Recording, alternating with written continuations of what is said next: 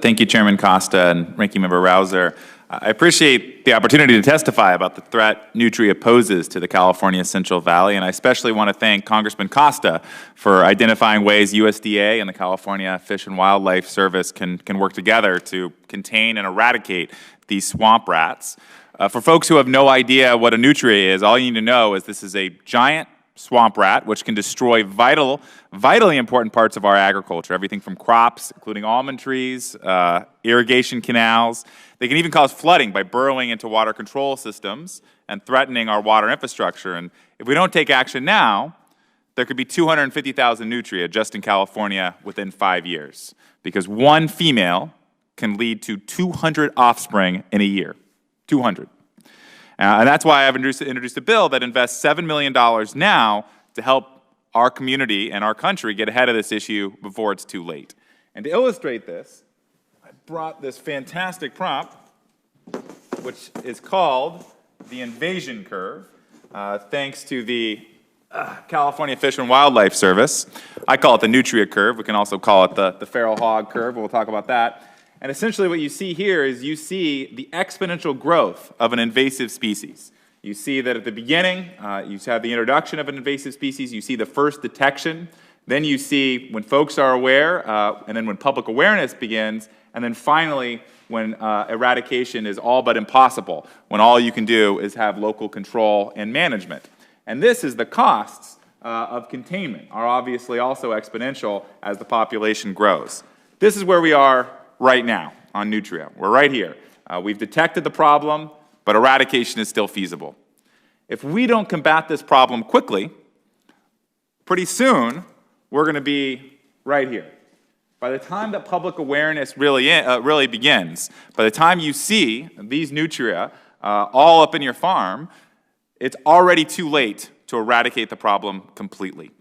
You see the exact same thing, by the way, with what's happened in feral hogs. I think feral hogs are actually an example of not taking this as seriously as we should have at the beginning. I mean, in the 1980s, wild pigs were where nutria is today, only found in a handful of states, but today they're found in 35 states, costing $2.5 billion in damage annually. Some farmers in southern states lose up to 50% of their yield just from these pigs, and folks have to worry about 30 to 50 feral hogs in their backyard attacking their kids. And so the Farm Bill, has set aside $75 million over 5 years to address this crisis, but I wish what we would have done is actually addressed it years earlier, decades earlier, when it was still easier to eradicate it. And so my goal is to make nutria not the next feral hog infestation. We come from a state where there's a lot of droughts, floods, wildfires. We need to be able to get ahead of disasters, and invasive species are just the next one. And I hear a lot of my colleagues talk about fiscal responsibility, and I couldn't agree more. By getting ahead of this problem now, when it's still manageable, we're spending $7 million to eradicate this problem instead of spending $2.5 billion every single year like we are on feral hogs. We actually end up saving a whole lot of money in the long run before they actually get out of control. And I want to thank the administration for taking this issue very seriously, working with my office to identify a bipartisan bill that addresses this serious problem. And I also want to thank the Ag Committee for holding this hearing on this vitally important issue. We need to make sure, because the challenge here, just the last point I make, is that by the time public awareness begins, eradication is very unlikely.